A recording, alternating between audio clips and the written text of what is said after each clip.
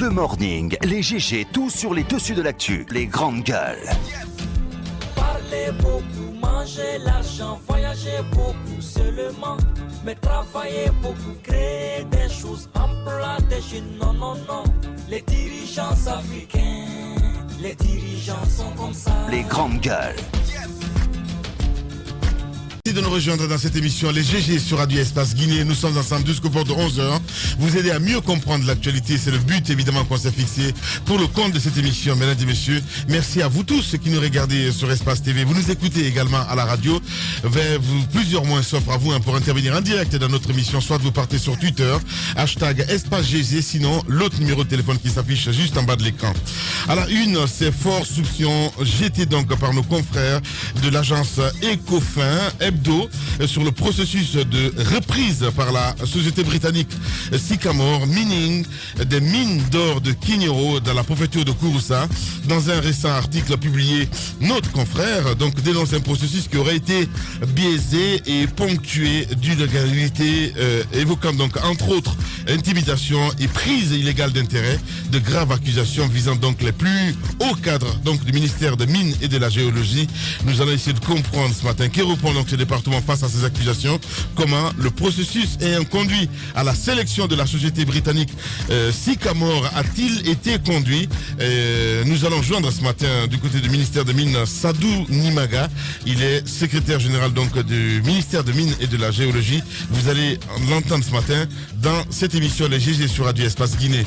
Et puis c'est jour de manifestation donc à l'appel du FNDC. C'est déjà l'acte 6 des actions de protestation engagées par ce front contre une nouvelle constitution et un éventuel troisième mandat donc pour Alpha Condé à Conakry. La marche pacifique prévue donc à cet effet devra emprunter l'itinéraire rond-point de l'aéroport Esplanade du stade du 28 septembre à Dixine via Condeboui, Concasseur, Amdalaï et Bellevue. Et quelle mobilisation donc attendue à cette occasion? Quels messages seront délivrés donc à la faveur de cette marche? Nous allons essayer de comprendre avec quelques leaders de FNDC évidemment et nos reporters évidemment déployés sur le terrain. Nous sommes ici là, bonjour. Bonjour à tous. Allez, on se concentre. Bonjour, comment ça va? Bonjour Lamine, bonjour à tous. Bien, bonjour Mohamed Marin. Bonjour Lamine, bonjour à tous. Jacques Léwalino, bonjour. Bonjour Lamine, bonjour à tous. Antoine Kourouma, bonjour. Bonjour Lamine. Bonjour. Abaka Diallo. Bonjour. Bonjour à tous. Bien, ouais. C'est sympa, ouais. Bonjour. Bonjour. Allez, on s'intéresse. Ça commence à le faire. Ouais. Oui, on s'intéresse évidemment, mon cher Titi, à l'actualité. Crise guinéenne. Que peut-on attendre donc de l'implication de deux anciens chefs d'État africains? C'est Mohamed Marin. Alors, là est toute la question. En tout cas, on sait que l'ancien président béninois, Nicéphore Soglo, est chez nous depuis hier. Il est venu avec un autre ancien président, cette fois-ci du Nigeria, Goodluck Jonathan. Et ils sont arrivés en Guinée grâce à l'implication de certains partenaires de la Guinée. C'est le cas, par exemple, du NDI, notamment, qui ont beaucoup œuvré en coulisses pour faire venir ces anciens chefs d'État, pour qu'ils puissent s'imprégner, de la situation de notre pays, et secondo, voir comment faire de bons offices, offrir de bons offices aux différents camps, que j'ai pas envie d'appeler protagonistes, même si ce ne serait pas du tout un abus de langage aujourd'hui, afin de faire entendre raison aux uns aux autres, puisque ce qui se profile à l'horizon, cela risque d'être une crise électorale, doublée d'une crise politique. Et on sait que ce cocktail Molotov-là, il n'est jamais bon pour un pays. Alors, maintenant, hier, ils sont arrivés, ils ont déjà commencé à prendre langue avec les différentes parties. Nous avons l'impression que pour cette première journée, il s'est agi essentiellement d'écouter. Puisque les groupes qui ont été rencontrés, c'est le cas de la société civile, notamment, comment ça s'appelle, le CNOSC, et l'Aguipel, entre autres, l'Aguipel notamment pour avoir la lecture des médias. Voilà, la lecture des médias de cette actualité. Et puis, le CNOSC. Alors, par rapport au CNOSC, je me pose quand même des questions. Parce que ce que je crains aujourd'hui, c'est que nos gouvernants ne phagocytent à ces rencontres des mouvements ou des groupes qui ont déjà certaines étiquettes. Ou que, notamment ceux du FNDC, trouvent, non pas qu'ils ne soient pas neutres, mais même parfois accusent d'acquaintance avec le gouvernement. Parce que si c'est cela, lorsque vous rallongez la liste des entités parfois à consulter, cela peut devenir assez problématique. Mais je comprends qu'il faille aussi entendre. C'est la plus grande plateforme, le kiosque. C'est pas n'importe laquelle. Je ne trouve pas d'inconvénient à ce que ces anciens premiers ministres et présidents. Je pense que tu es en train de diluer là un peu trop. Je ne dilue pas, je pense mais c'est la plus grande plateforme. C'est grande gueule. Je suis en train d'expliquer et de développer quelque chose. Si tu ne m'écoutes pas, tu ne vas pas comprendre ce que je dis. Il serait sûrement important d'écouter, je disais encore une fois, un autre son de cloche autre que celui du FNDC et du gouvernement. C'était ça mon propos. Même si la crainte, parce qu'on l'a vu ici avec les consultations nationales, on a vu des organisations qui ont été parfois invitées, qui, mon Dieu, même s'ils n'étaient pas en euthanasie, même s'ils n'étaient pas en coma, mais qui étaient quand même sous perfusion depuis un certain temps. Mais aujourd'hui, donc, ils sont en train d'écouter. Aujourd'hui, on apprend qu'ils vont donc rencontrer les partis politiques, surtout de l'opposition au courant de cette journée. Mais le point nodal hier, c'était surtout leur rencontre avec le FNDC, le Front National de Défense de la Constitution, qui était représenté notamment par M. Sano que nous avions ici. Et j'ai lu ses propos notamment dans la presse, où il explique qu'il souhaiterait que ces deux anciens chefs d'État, forts de leur propre expérience, puissent, si vous voulez, influencer les décisions du chef de l'État guinéen pour que celui-là ne mène pas le pays vers une situation plus difficile que celle que nous vivons déjà. Je rappelle quand même que M. Soglo, au sortir des conférences nationales après la conférence de Bôle en 90 et au début donc des années 90, et celui-là quand même qui a accepté de reconnaître une défaite, qui a quitté le pouvoir au Bénin pour être remplacé par qui? Par un ancien putschiste. Celui-là qu'il avait dégommé, notamment le fameux Mathieu Kérékou, donc, qui est revenu après lui. Il est resté comme une sorte de papa, un peu de la scène politique au Bénin. Et vous connaissez que derrière sa famille est aussi profondément engagée dans la politique de ce côté-là. Et puis Goodluck Jonathan, à un moment donné, c'est aussi le monsieur qui a été tenté de violer un peu l'accord, certes tacite, mais l'accord puissant au Nigeria, qui veut qu'après un président du Nord, ce soit un président du Sud, et ainsi de suite. Ouais. Et puis, à un moment donné, les gens ont voulu l'amener, lui, à briser cela. Même si son mandat a été émaillé de beaucoup de scandales, de corruption, on le trouvait indolent face à cela. Mais c'est quelqu'un aussi qui a eu le mérite, à un moment donné, de savoir s'en aller. Alors, cela nous rappelle 2007 en Guinée, lorsqu'on est allé chercher un autre ancien chef d'État, en l'occurrence, monsieur le général Ibrahim Karim,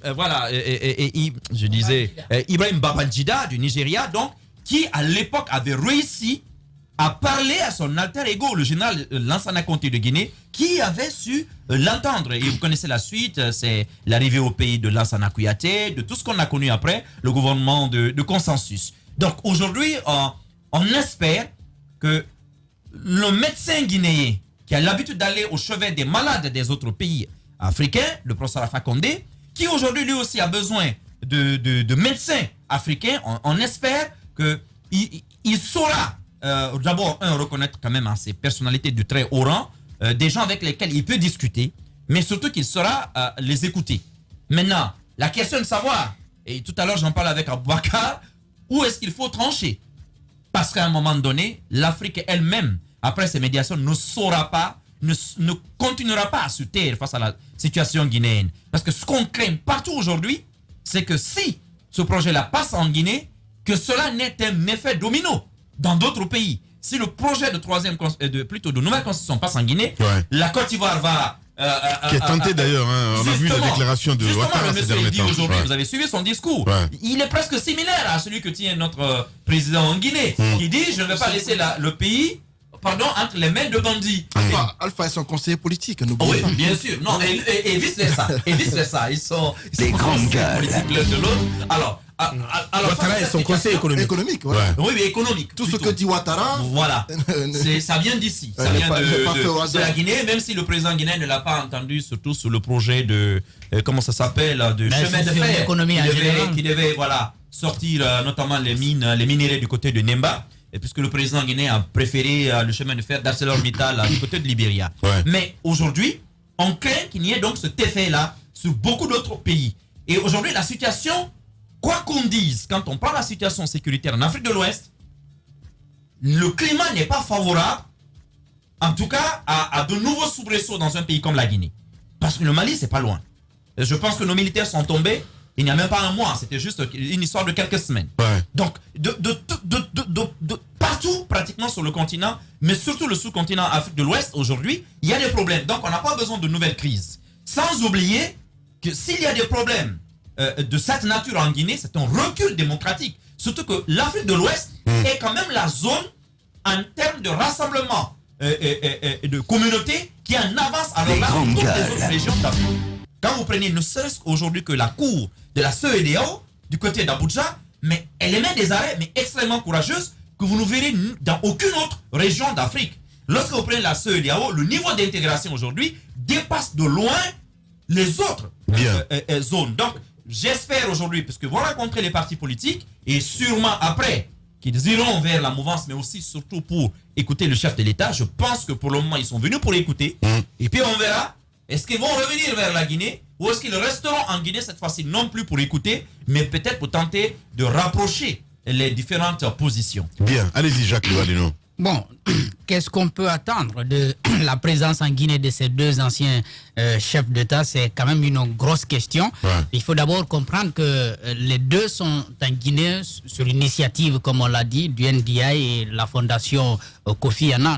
Donc, c'est pas d'une structure politique, en quelque sorte, une structure politique au niveau de la sous-région ouest africaine, d'où on pouvait attendre des pressions. On peut parler par exemple de la CEDEAO dont la Guinée est membre, ou bien même de la Manoriba Union qui est dont la Guinée est membre. Oui, la CEDEAO collabore, mais ça c'est une collaboration, mais il y a quand même la CEDEAO en tant qu'entité qui, à un moment donné, doit pouvoir se faire entendre ou amener une mission bien précise pour pouvoir participer, comme nous l'avons vu par le passé avec lorsqu'il y a eu des difficultés entre les deux tours.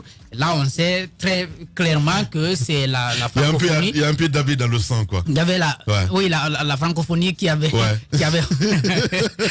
la francophonie qui avait offert donc ces services en faisant venir même en Guinée, disons, un président de la CENI pour gérer les élections.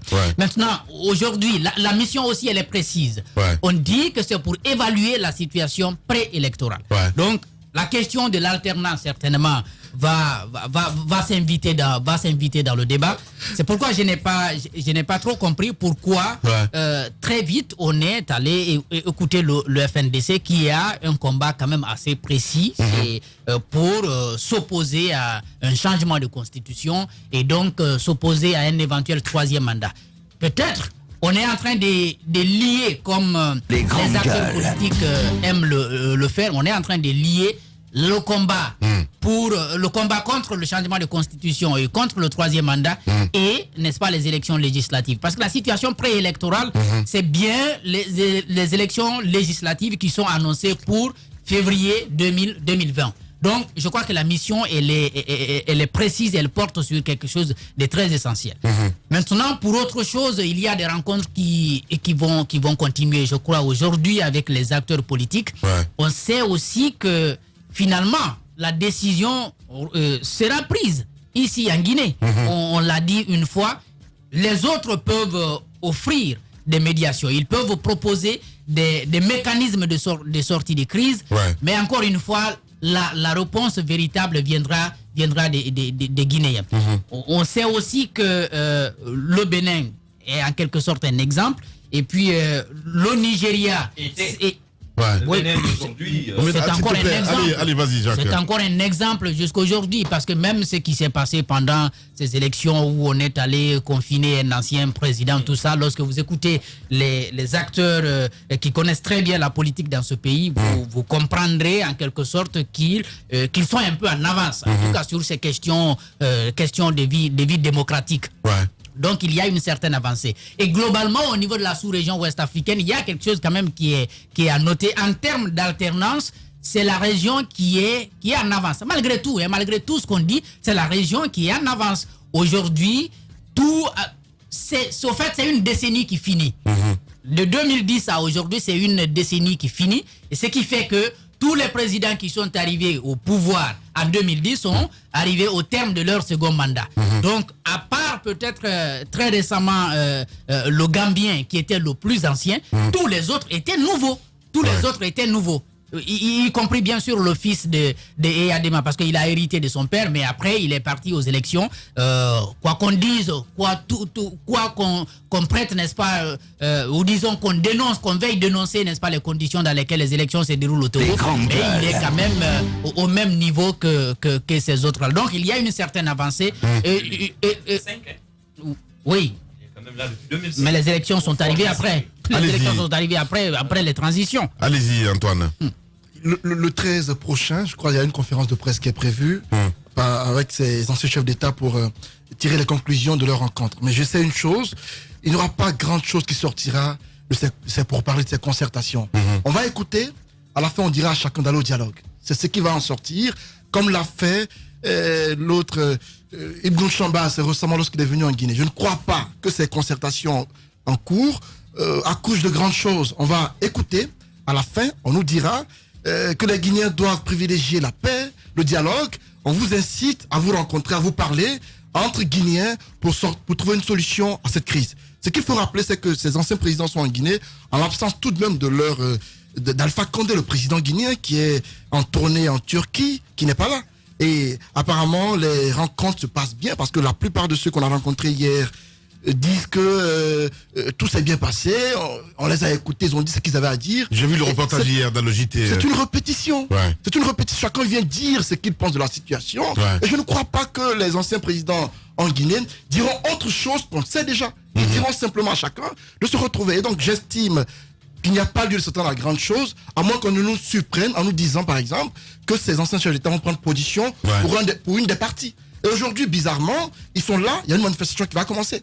Et la fois dernière, nous, Chambas, c'était en Guinée, il y a eu une manifestation, et au cours de cette manifestation, il y a eu des violences qui ont abouti à des cas de mort. Et donc ces présidents sont là, ça coïncide à une manifestation du FNDC, on ne sait pas à quoi cela va aboutir. On espère que la conférence de presse à laquelle on s'attend le 13 va peut-être aboutir à grandes choses. Je comprends. À mon niveau, les conclusions, en fait. À mon niveau, je ne m'attends à rien du tout parce que c'est déjà entendu. Mais nous sommes dans le cas des usages politiques, hein, des usages politiques. Non, mais je suis dans la même logique qu'Antoine.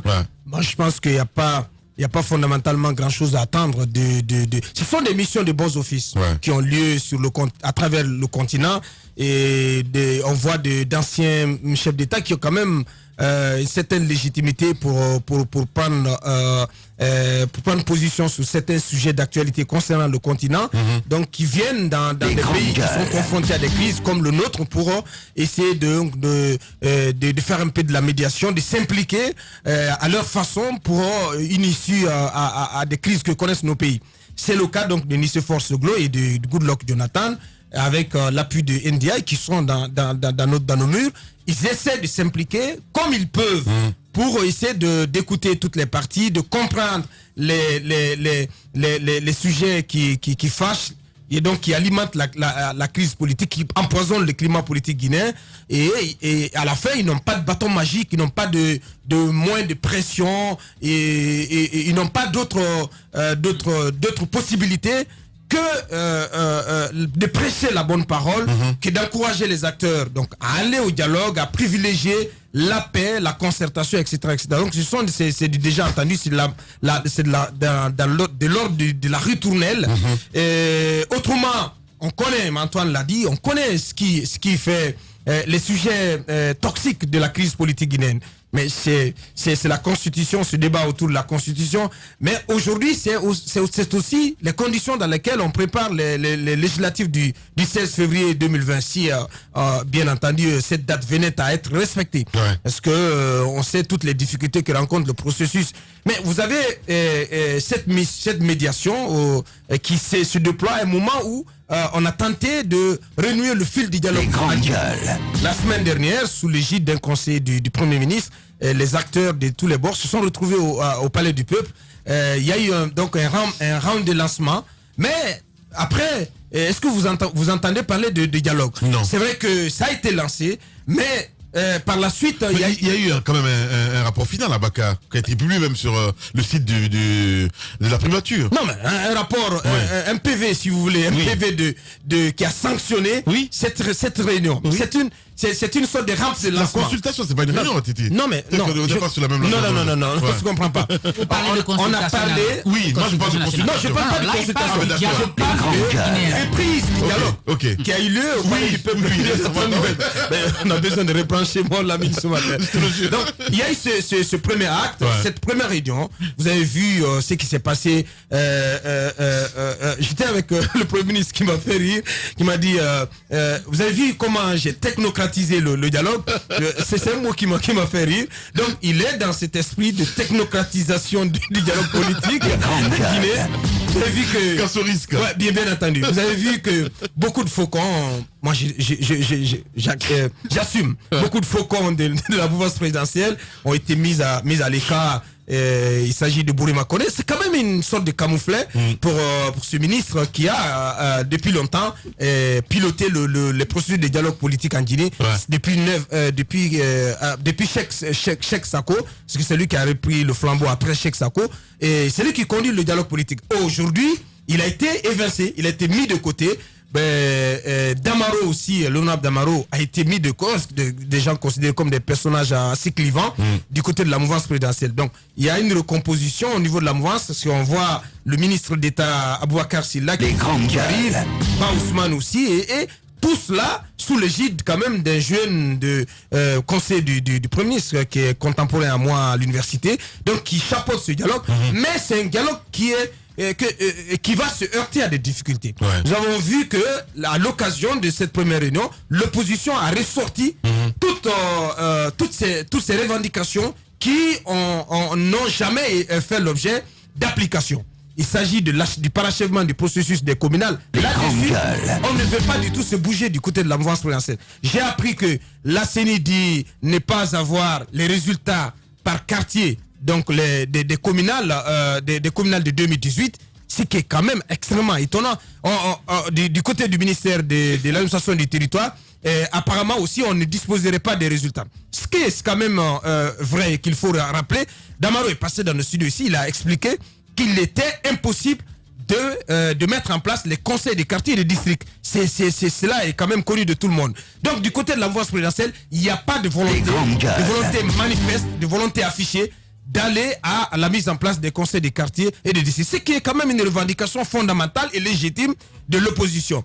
Il y a la question des manifestations, des tueries à l'occasion des manifestations. L'opposition réclame toujours des enquêtes sérieuses, la poursuite des présumés acteurs de ces assassinats. Il y a d'autres. Il y a l'indemnisation des victimes de pillage. Donc l'opposition en a profité pour ressortir tout cela. C'est qu'aujourd'hui on n'est plus focus que sur l'organisation, les conditions d'organisation des élections, parce qu'il faut rappeler que ce dialogue ne porte pas sur la Constitution. C'est un dialogue qui est axé sur le processus électoral et sur toutes les questions antérieurement non résolues. Donc on connaît les points clés donc de la crise politique en Guinée. Les deux anciens chefs d'État qui arrivent n'ont pas pouvoir, même pas vocation donc à discuter de ces questions, parce que sur ces questions ils ne peuvent pas du tout faire grand chose. Allez-y, absolument pas. Je pense que le Messie ne viendra pas d'ailleurs. Le salut, on ne le trouvera pas ailleurs. Le salut viendra des Guinéens, du peuple de Guinée, de ses fils, de la capacité qu'ils auront à se parler, à se surpasser, donc à essayer de lever tous les obstacles sur le chemin de notre développement, et donc à s'entendre autour de la table. Ceux qui viennent de l'étranger, parce que j'ai un peu suivi les prémices de la venue de cette délégation, de ce forum des anciens chefs d'État, il faut quand même reconnaître que c'est à l'époque, lorsque nous étions du côté du Niger, lors du sommet sur la limitation des mandats présidentiels en Afrique, c'est Ibrahima Diallo, quand même, devant moi, qui a démarché auprès de la représentation régionale de NDI pour que cette mission, ce forum des anciens chefs d'État, puisse s'intéresser au cas guinéen, qu'il puisse y avoir un déplacement dans un bref délai sur la Guinée, afin que ces chefs d'État viennent rencontrer leur homologue, pour échanger sur cette question épineuse de la nouvelle constitution qui pourrait donc faire basculer le pays dans le chaos. Donc il a mené cette démarche lors du huis clos que nous avons eu avec les anciens chefs d'État. Il a posé la question, il a fait cette sollicitation auprès du NDI, mais également auprès de ce forum des anciens chefs d'État. Qu'est-ce qu'ils vont faire? C'est une mission de bons fixe. Ils vont pas venir nous donner d'emblée une solution magique. Non, ils viendront écouter. Ils viendront écouter toutes les parties. Je suis d'accord avec un pan du raisonnement de Mara. Quand on vient pour une telle mission, quand même facturé, payé, pris en charge, ça fait quelque chose pour des anciens chefs d'État qui sont plus aux affaires.